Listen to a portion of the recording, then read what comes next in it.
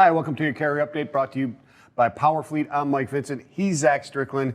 He's got charts, numbers, all kinds of stuff. What do you got there, man? Fun colors too. Fun colors too. With our tender volume index and our tender rejection index taking a nosedive here over the last day to start the week, middle of October. Now, we kind of thought this might happen. Right. It's the middle of October. We don't know how much seasonality is built into the freight market at this point. It's very hard to determine because we've had above 20% rejection rates for the year, for the entire year, about 13 months now. And we're getting closer. We're getting closer to this kind of arbitrary benchmark of, is 20. The tide turning? 20%. Yes.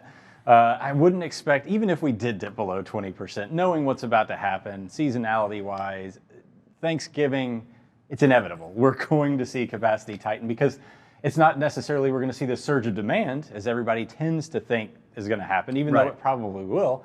Capacity comes down during the holidays because carriers limit the amount of activity. You're boundaried about a week or two before the holidays, 500 miles as a driver, to make sure that you get back home to your domicile. Because as we all know, drivers are hard to come by, and you do not want to upset them at this point. So tweener long haul goes up, it gets rejected more. It's an event of less capacity, not higher demand. Exactly. Although demand does tend to perk up there around relative Thanksgiving. Yeah, it does. So we're looking at our tender volume index too. You see demand not really changing. Tender rejection rates coming down. Demand, outbound tender volumes, the total tenders in the United States right now, not really changing.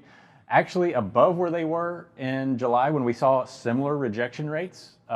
So demand is still relatively high. Keeping pressure on that, on capacity. Do not expect spot rates to start dropping off a cliff by any means. This is not one of those moments. This is simply us trying to see if there's some sort of underlying fundamental change in the freight market in general. So let's look at the length of haul real quick here. Lengths of haul, this is something we've been talking about with the tender rejection rates.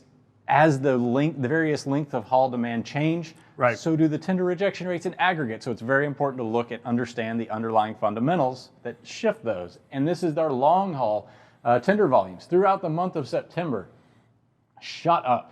This is a very important thing to see because long haul volume impacts capacity much more than short haul volume does and shorter lengths of haul. So short haul volume, tender volumes, loads moving below 250 miles, they're edging, they're flat to down.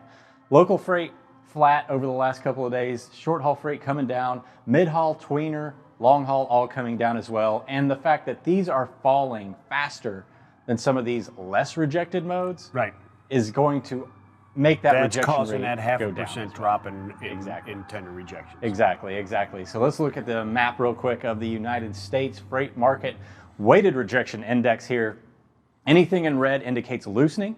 Blues, there's only one of them that I can tell right now up here around Cleveland, Ohio, your neck of the nape there, Mike. Yeah, that's right.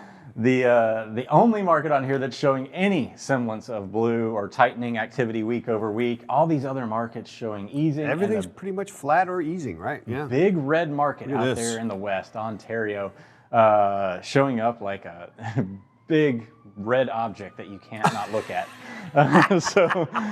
The rest of these markets, of course, easing as well. So let's look at the tree map and see this in numbers. Oh, there's your Cleveland market up there. There it is. Look at that. The highest 90.9%. The highest new market in terms of like tightening, although 2.8 on the weighted rejection index, not a big value. That's not necessarily a market that you're going to go into and say, okay, spot market activity is going to blow up. I'm seeing a huge amount of tightening. No.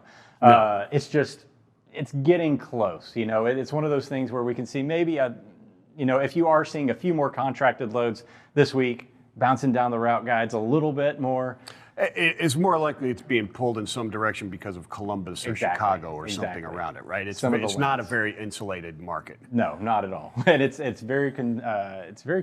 weird market because it's an old outbound point that's turned into a little bit more of a consumer point. No, it's transitioned for sure. Yeah, for sure. Yeah. Ontario, however, is not transitioning, and it is loosening significantly. Los Angeles, Ontario, and there's Indianapolis as well.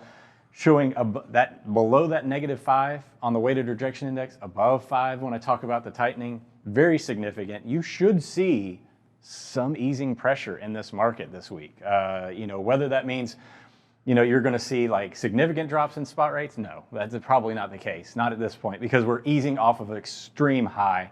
1 out of every 5 loads, right, and 17% rejection rates.